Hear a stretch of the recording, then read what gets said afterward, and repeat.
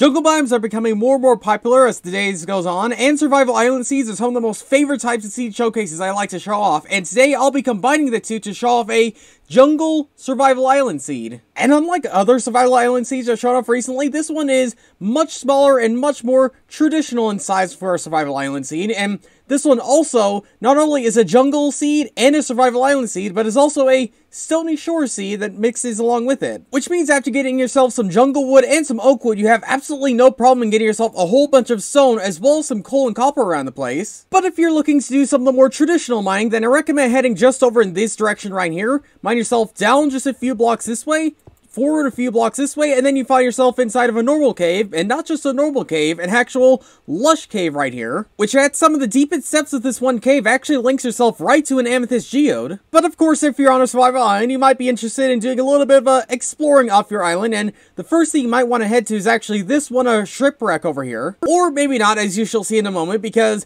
Shipwrecks always have buried treasure maps, but the only thing is, the only main island within quite a few number of 100 blocks, apart from some exceptions, is literally just right here, which means all you have to do is dig right here, just down a few blocks, as we can see right here, and then you get yourself the buried treasure. But something that's easier to find than buried treasure is, obviously, the other nearest mainland over here being a mushroom island that's honestly, I think just about a couple hundred blocks from where you actually spawn in. Which means it's close enough to be usable, but not too close to it getting in the way of, you know, starting off on your survival island. And typically mushroom islands are really, really big nowadays, like, apart from, this one, which is pretty much all you get right here. Which means you really have to think about what you're actually going to do with the land you actually have. But despite the limited amount of land you have on your mushroom island, I'd recommend heading here because right next to it is actually an ocean monument right here. And about 300 or 400 blocks away from this ocean monument is actually mainland, as we can see right here. Which means unlike other island seeds where you're thousands and thousands of blocks away from mainland,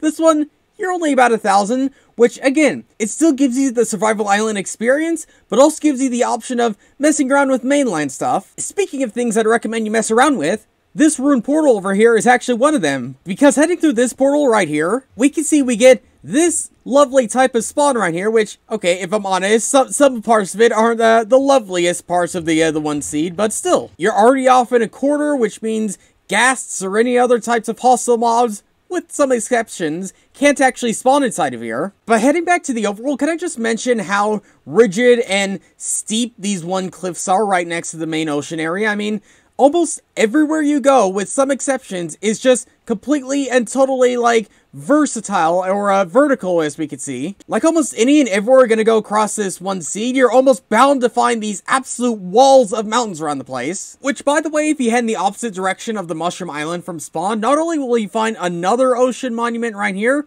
but you'll also find yourself this huge savanna island, as we can see right here. Okay, not really an island, more just landmass, but still. And not having really many huge walls of mountains, like I said earlier. But something it does have is this village right here, that village right there, both of them being extremely, extremely close to each other. I mean, this is about maybe 100 blocks in between these two villages, so yeah, you could really make the most out of, you know, double for your money, if you want to call it that. And if those two villages don't interest you, then maybe this village with the pillager outpost might interest you. And if those two don't interest you, then maybe the stronghold beneath this one village might interest you instead. A stronghold in which gives you a pretty decent start in filling up this end portal. And if none of that outside of spawn interests you, then stick to spawn, have a good time, and for now, thanks for watching, and I'll see you all later.